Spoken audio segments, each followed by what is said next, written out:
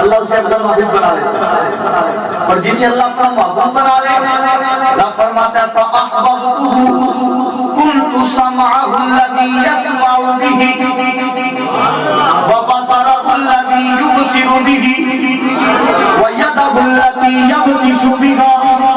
وَرِجْلَهُ الَّتِي يَمْشِي بِهَا۔ میرا رب فرماتا ہے جب میں کسی سے محبت کر لیتا ہوں، جب میں اپنی محبت اپنی جناب والا عقیدت کا مرکز کسی کو بنا لیتا ہوں، میرا رب فرماتا ہے بخاری کی حدیث ہے، میرا رب فرماتا ہے كُنْتُ سَمْعَهُ الَّذِي يَسْمَعُ بِهِ، میرا رب فرماتا ہے پھر کان اس کے ہوتے ہیں، اس میں سننے کی طاقت میرا رب خود بن جاتا ہے۔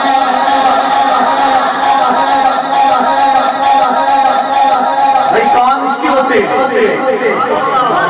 طاقت میرا رب بن جاتا ہے۔ میرا رب فرماتا ہے وَبَصَرَهُ الَّذِي يُبْصِرُ بِهِ، آنکھیں اس کی ہوتی ہیں، طاقت دیکھنے کی میرا رب بن جاتا ہے۔ اونچا بولو میرا سبحان اللہ۔ میرا رب فرماتا ہے وَيَدَهُ الَّتِي يَبْطِشُ بِهَا، پھر ہاتھ اس کے ہوتے ہیں، پکڑنے کی طاقت میرا رب بن جاتا ہے۔ وَرِجْلَهُ الَّتِي يَمْشِي بِهَا، میرا رب فرماتا ہے پھر پیر اس کے ہوتے ہیں، اس کے چلنے کی طاقت میرا رب بن جاتا ہے۔ وَإِن سَأَلَنِي رَبِّي لَأُعْطِيَنَّهُ، میرا رب فرماتا ہے جب وہ اپنے رب سے کسی مال کا سوال کرتے ہیں، رب فوراً ان کو وہ چیز عطا فرما دیتا ہے۔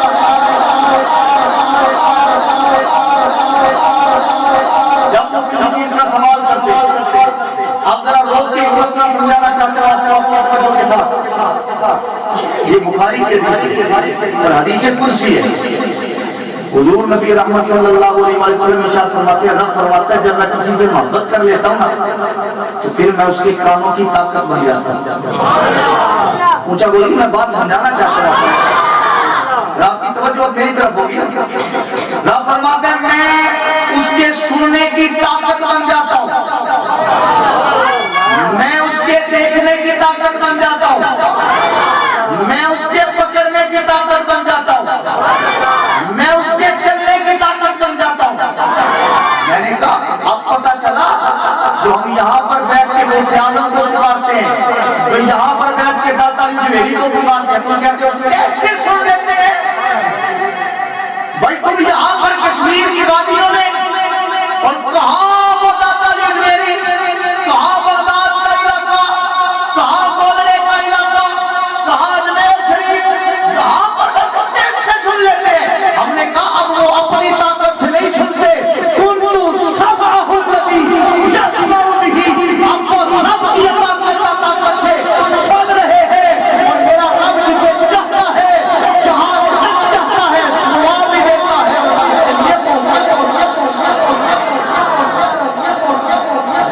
اب وہ خود اپنی طاقت سے نہیں سنتے، اب وہ اپنی طاقت سے نہیں سنتے، اللہ کی عطا کردہ طاقت سے۔ یہی اہل سنت کا عقیدہ ہے، یہی اہل سنت کا عقیدہ ہے۔ اہل سنت کا یہ عقیدہ نہیں ہے کہ ولی اپنی طرف سے سن لیتے ہیں، نہیں، ہم کہتے ہیں ولیوں کو طاقت میرا رب دے دیتا ہے، ولیوں کو پاور میرا رب دے دیتا ہے۔ اونچا بولو میں یار سبحان اللہ۔ ولیوں کو طاقت اور پاور میرا رب دے دیتا ہے، اور وہ میرے رب کی طاقت سے سنتے ہیں، وہ میرے رب کی دی ہوئی طاقت اور پاور سے سنتے ہیں۔ اب بتاؤ میرا رب اس بات پہ قادر ہے کہ نہیں وہ سے آدم کو یہاں تک سنوا دے؟ میرا رب اس بات پہ قادر ہے کہ نہیں کہ داتا جویری کو یہاں تک سنوا دے؟ میرا رب اس بات پہ قادر ہے کہ نہیں کہ گولڑے والوں کو یہاں تک سنوا دے؟ اور میرا رب اس بات پہ قادر ہے کہ نہیں کہ آستانہ عالیہ جبل شریف کے بزرگوں کو یہ طاقت دے دے کہ ان کے مرید جہاں جہاں پر بھی ہو وہ ان اپنے مریدوں کی باتوں کو سن بھی لے اور پھر ان کی حاجت روائی اور مشکل کشائی کو پہنچ بھی جائے، تو یقیناً ہم کہیں گے کہ بھائی جب طاقت رب دے رہا ہے تو پھر ماننے میں حرج کیا ہے؟ کیونکہ رب کہتا ہے قُلِ اللَّهُمَّ مَالِكَ الْمُلْكِ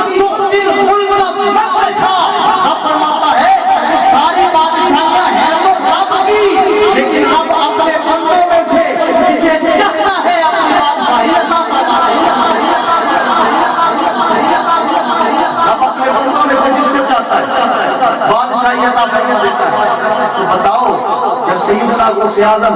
رضی اللہ تعالی عنہ آپ بغداد میں بیٹھ کر کشمیر کی باتیں سن سکتے ہیں، جب آپ داتا علی لاہور میں بیٹھ کر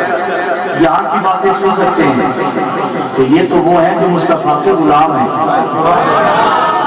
یہ تو وہ ہیں جو مصطفیٰ کے غلام وہ ہیں، یہ تو وہ ہیں جو مصطفیٰ کے امتی ہیں، یہ تو وہ ہیں جو مصطفیٰ کے نوکر ہیں۔ تو بتاؤ جب نوکروں کی شان اللہ یہ بیان کر رہا ہے کہ وہ جہاں تک چاہے سن سکتے ہیں، جب چاہے سن سکتے ہیں، تو بتاؤ جب بغداد والا سن سکتا ہے تو مدینے والا بھی تو سن سکتا ہے نا؟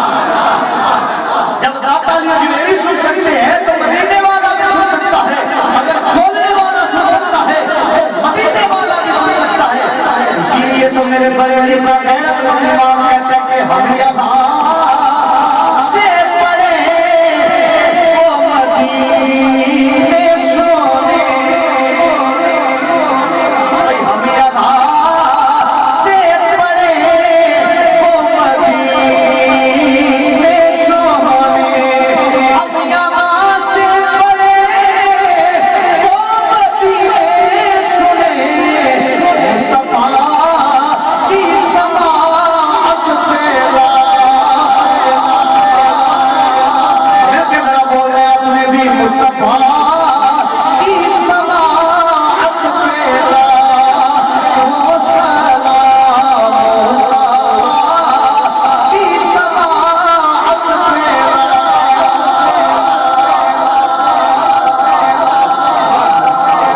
میرا رب فرماتا ہے میں اس کے کانوں کی طاقت بن جاتا ہوں، میں اس کے دیکھنے کی طاقت بن جاتا ہوں، میں اس کے پکڑنے کی طاقت بن جاتا ہوں، میں اس کے چلنے کی طاقت بن جاتا ہوں۔ بھائی ایک قرآن سے دلیل دیتے ہیں کہ وہ سمجھ کے لگاؤ، قرآن مجید فرقان حمید میں سورہ النمل ایک واقعہ ہے بڑا طویل، آپ نے صلی اللہ علیہ وسلم دلیل کے طور پر عرض کرنا چاہتا ہوں۔ حضرت سلیمان علیہ السلام نے ملکہ بلقیس کو کہا کہ بھئی اللہ کا دین قبول کر لے۔ اب وہ ملکہ بلقیس اپنے علاقے سے چلی دین اسلام قبول کرنے کے لیے۔ جب وہ حضرت سلیمان کے قریب پہنچنے والی تھی نا، تو حضرت سلیمان نے اپنی ساری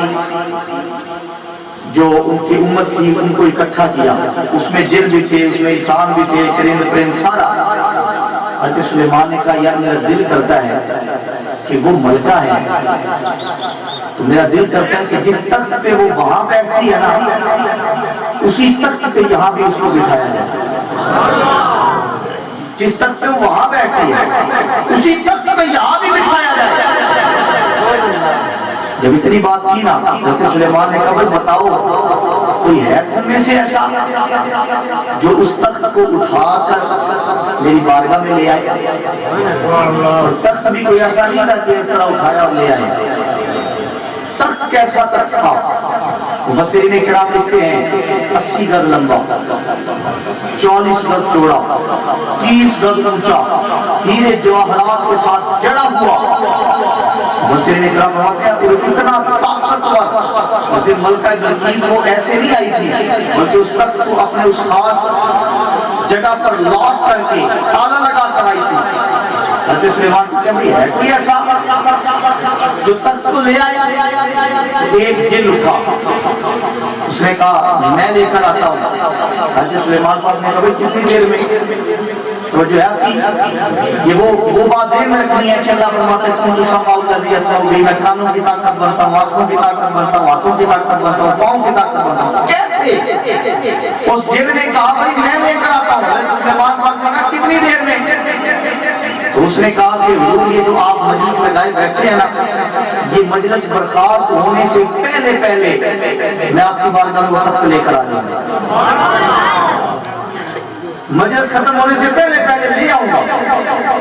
اب مفسرین کرام فرماتے ہیں کہ دن کو 3 حصوں میں تقسیم کرو نا، تو ان میں سے ایک حصہ آپ کی مجلس کا وقت ہوتا تھا، یعنی آپ یوں لگا دیں کہ 3 سے 4 گھنٹے۔ طاقت تو یہ بھی بڑی تھی،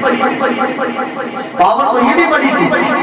کہ بھائی 3-4 گھنٹے میں سفر کتنا 1500 میل کا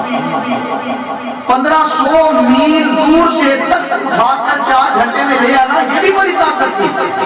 لیکن حضرت سلیمان پاک نے کہا نہیں مجھے اس سے بھی جلدی چاہیے مجھے اس سے بھی جلدی چاہیے قرآن کہتا ہے قال الذی عنده علم من الکتاب انا آتیک به قبل ان يرتد الیک طرفک فلما رآه مستقرا عنده قال هذا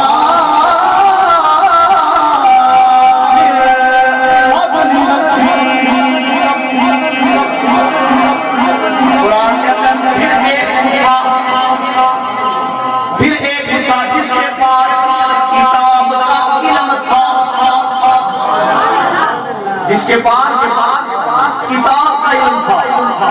اس کا مطلب یہ ہے کہ ولی وہ ہوتا ہے جس کے پاس کتاب کا علم ہوتا ہے ان پڑھ ولی نہیں ہوتا ولی کے لیے ضروری ہے کہ وہ علم والا ہو جس کے پاس کتاب کا علم ہو کتاب ہو میرا رب فرماتا ہے اب وہ تھا جس کے پاس کتاب کا علم اس نے کہا میں لے کر آتا ہوں حضرت سلیمان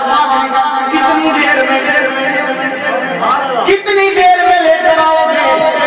اس نے کہا دیر تو تب لگے جب میں نے جانا ہوگا بھائی دیر تو تب لگے جب میں نے جانا حضور میں نے جانا ہی نہیں کہا کیسے لے کر آؤ گے قال الذی عنده علم من الکتاب انا آتیک به قبل ان يرتد الیک طرفک فرمایا حضور جاؤ گا نہیں بس آپ کی پلک جھپکنے سے پہلے میں ملکہ وقت آپ کے قدموں میں لے کر رکھ دوں گا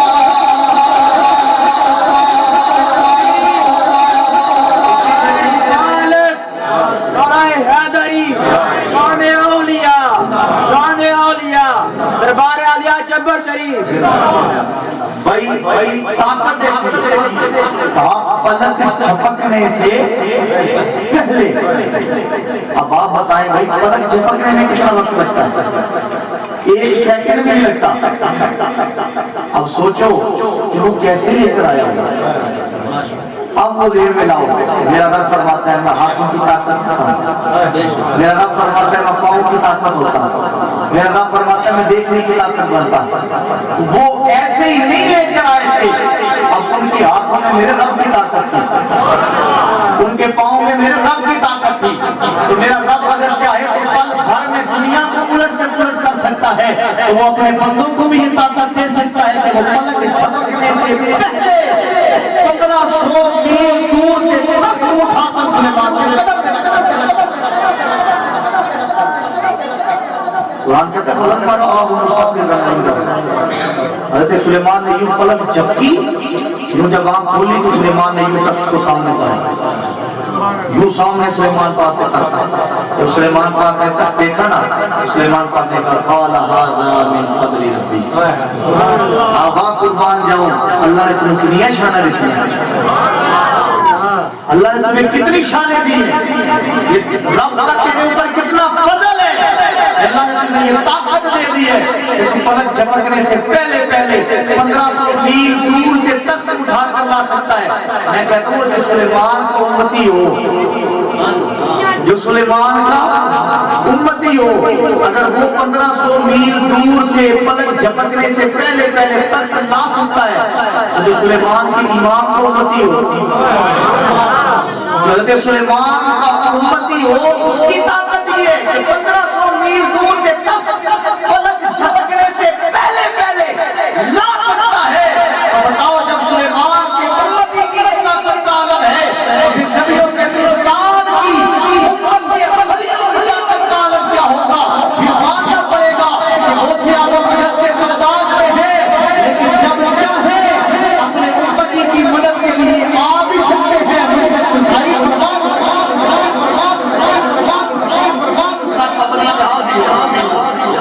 شاہی فرما سکتا ہے، جب چاہے وہ آ سکتے ہیں، جب چاہے وہ جا سکتے ہیں۔ یہ اللہ نے یہ اللہ کی طرف سے ان کو طاقت عطا کی جاتی ہے۔ میرے نبی کے پیارے غلاموں، آج ہم یہاں پر اللہ کے ایک اور اللہ کے جتنے بھی نیک بزرگ جو آستانہ لیا جبر شریف کے ساتھ جن کا تعلق ہے، ہم ان کی یاد میں بیٹھے ہیں اور یہ ذکر کرنا ان کا اور اولیاء کاملین کا یوں ہی بیکار نہیں جاتا۔ مسند الفردوس کے اندر حدیث مبارکہ موجود ہے، حضور نبی رحمت صلی اللہ علیہ وسلم نے ارشاد فرمایا ذکر الانبیاء من العبادت و ذکر الاولیاء کفارۃ من الذنوب۔ حضور نبی رحمت صلی اللہ علیہ وسلم نے ارشاد فرمایا لوگوں، یہ جو اللہ کے نبیوں کا ذکر ہے نا، جب یہ ذکر کیا جائے تو اللہ عبادت میں شمار کرتا ہے، اور جب اللہ کے ولیوں کا ذکر کیا جائے، جب اللہ کے نیک بندوں کا ذکر کیا جائے، جب اللہ کے صالح اور برگزیدہ بندوں کا ذکر کیا جائے، میرے نبی نے فرمایا جب تک کوئی بندہ ان کا ذکر کرتا رہتا ہے نا، تب اللہ تعالیٰ ان کے گناہوں کو ان کے نامہ اعمال سے مٹاتا رہتا ہے۔ یہ ولیوں کا ذکر ہمارے لیے باعث برکت اس لیے بھی ہے کہ یہ ہمارے گناہ مٹانے کا سبب بنتا ہے۔ آج ہم یہاں پر ایک حسین درگاہ اور ایسے درگاہ جو شریعت کے پابند، ایسے درگاہ جن کا دین کے ساتھ تعلق ہے، اللہ ایسے درگاہوں کو تا صبح قیامت شاد اور آباد رکھے۔ اور یہاں پر جتنے بھی بزرگان دین مدفون ہیں، اللہ تبارک و تعالیٰ ان کا فیض اس پورے علاقے کو نصیب فرمائے، اور پھر جہاں سے یہ فیض چل کے آ رہا ہے آستانہ عالیہ گلہار شریف سے، اور یہ ادارہ بھی انہی کی طرف منسوب ہے، وہاں کا فیض بھی ماشاءاللہ سبحان اللہ۔ آپ یقین جانیں کہ میں نے عرض کیا نا کہ جن پیروں کا تعلق دین کے ساتھ اور شریعت کے ساتھ ہے، ہماری نسلیں بھی ان پیروں ہماری نسلیں بھی ان کو سلام کرنے کے لیے تیار ہیں، لیکن پہلے دین کے ساتھ محفوظ ہونا پڑے گا۔ جنہوں نے دین کے لیے کام کیا ہے، جنہوں نے نبی کی شریعت کے لیے کام کیا ہے، اور جنہوں نے دین کا کام کیا اور شریعت کا کام کیا، پھر اللہ نے کبھی بھی ان کو نیچے نہیں لگنے دیا، اللہ نے ہمیشہ انہیں سب۔ اور ابھی قبلہ علامہ صاحب بھی فرما رہے تھے، میرے ذہن میں بھی تھا، قبلہ امیر المجاہدین حافظ خادم سیاست کی رحمت اللہ تعالیٰ علیہ، آپ بھی گلہار شریف کی فیض یافتہ، آپ کو بھی قبلہ حاجی پیر سے فیض ہے، قبلہ حاجی پیر صاحب کو گلہار شریف سے فیض ہے، تو یہ بڑا آستانہ اللہ نے بڑا ان کو نوازا ہے، اور پورے کشمیر میں ان کا فیض ہے، کشمیر میں نہیں بلکہ پورے پاکستان میں، پورے پاکستان میں نہیں بلکہ پوری دنیا میں الحمدللہ اس آستانے کا فیض ہے۔ اور یہ جو آستانہ جہاں پر ہم بیٹھے ہیں، یہاں پر بھی ایک روحانیت ہے، اور یہاں پر بھی ایک اللہ کی خصوصی عنایات اور خصوصی اللہ کی برکات کا نزول ہے، کیونکہ انہوں نے ایک ادارہ قائم کیا، اور پھر انہوں نے خود بھی شریعت کے پاسداری کی، اپنے مریدوں کو بھی شریعت کے پاسداری کا ہمیشہ حکم دیا۔ دعا ہے اللہ تبارک و تعالیٰ ایسے آستانوں کو ہمیشہ سلامت رکھے، اور 2 نمبر پر آستانوں سے اللہ ہماری جان چھڑائے، 2 نمبر پیروں سے اللہ ہمارا